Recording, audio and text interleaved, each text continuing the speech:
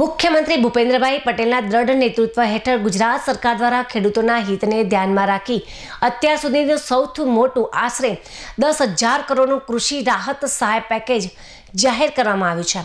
સાથે જ ₹15,000 કરોડથી વધુની ટેકાના ભાવે ખરીદી કરવાની ઐતિહાસિક જાહેરાત કરી સરકારશ્રીએ ખેડૂત કલ્યાણ પ્રત્યેની અદમ્ય પ્રતિબદ્ધતા વ્યક્ત કરી છે। પાટણ જિલ્લામાં આજથી ટેકાના ભાવે ખરીદીનો શુભારંભ થયો છે।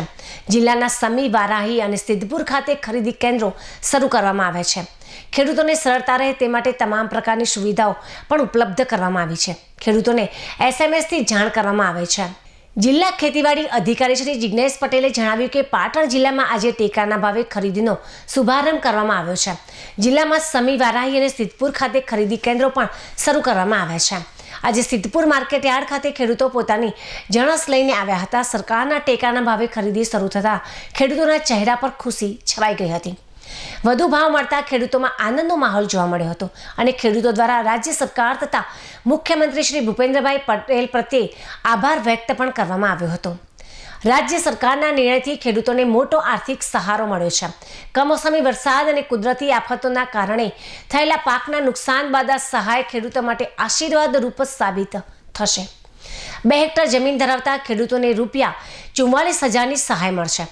મગફળી, સોયાબીન, મગ અને અડદના પાકોની ટેકાના ભાવે ખરીદી હાથ ધરવામાં આવી છે।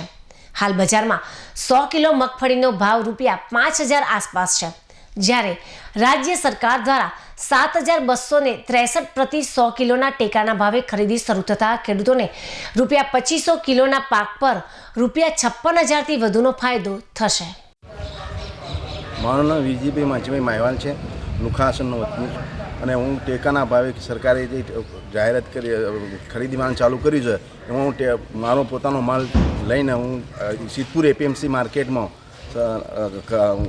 આપવા માટે આવેલો છું। સરકારનો ભાવ ₹1452 છે, જ્યારે બજારનો ભાવ 1,000 થી 1,100 છે। એમાં ખેડૂત તરીકે મને સીધે સીધો ફાયદો 300 થી 400 રૂપિયાનો થઈ રહ્યો છે। એટલે હું સરકારશ્રીનો ખૂબ આભાર માનું છું અને આભારી છું। ધન્યવાદ। વર્ષ 2025 માટે સરકારશ્રીની PSS એટલે કે ટેકાના ભાવે ખરીદી માટેની યોજનામાં પાટણ જિલ્લામાં આપણે સિદ્ધપુર, સમી અને વારાહી 3 સેન્ટર કાર્યરત કરેલા છે, જે આજથી કાર્યરત થયેલા છે અને આજે તમામ સેન્ટરનો શુભારંભ પણ કરેલો છે। જેમાં અગાઉના દિવસે આપણે ખેડૂતોને અગ્રતાક્રમ મુજબ SMS કરી જાણ કરતા હોઈએ છીએ અને ખેડૂતોને ખરીદી માટે બોલાવતા હોઈએ છીએ। ખેડૂત પોતાની જે જણસી છે એ લઈ અને APMC ખાતે આવેલ ખરીદ કેન્દ્ર ખાતે વેચાણ કરે છે, જેમાં સરકારશ્રીએ નિયત કરેલા જે ધારાધોરણ છે એ મુજબ ખરીદી કરવામાં આવે છે અને ટેકાના ભાવે એમની ખરીદી કરી ખેડૂતોને સારા ભાવ મળી રહે તે માટેની તમામ આયોજન સરકારશ્રી દ્વારા પૂર્ણ કરવામાં આવે છે।